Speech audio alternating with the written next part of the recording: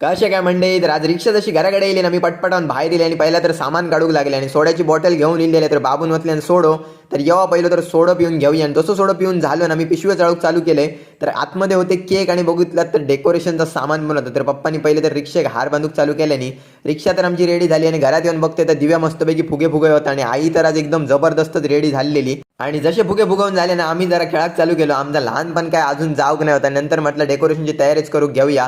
तर दिव्यान अशा प्रकारची फुलं रेडी करून घेतली आणि त्याचा बघले आणि म्हटलं मी पण या करून बघतोच.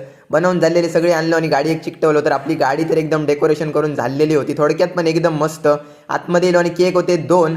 तर म्हटलं केक ओपन करूया. तर पहिलो केक होतो तर आमच्या रिक्षेक 1 वर्ष कंप्लीट झालेला रिक्षेचं बर्थडे आणि दुसरी गोष्ट तर आईच्या आणि पप्पांच्या लग्नाचा वाढदिवस होतो तो सुद्धा एकाच दिवशी असतो 2 आहे. तर मस्तपैकी पप्पा आणि आई केक बाहेर घेऊन इले आणि नंतर दिव्यान केल्यान गाडीची आमच्या पूजा आणि पहिली गोष्ट तर केक कापून घेऊया. तर पप्पाने आणि आईन मस्तपैकी केक कापल्यान तर सगळ्यांना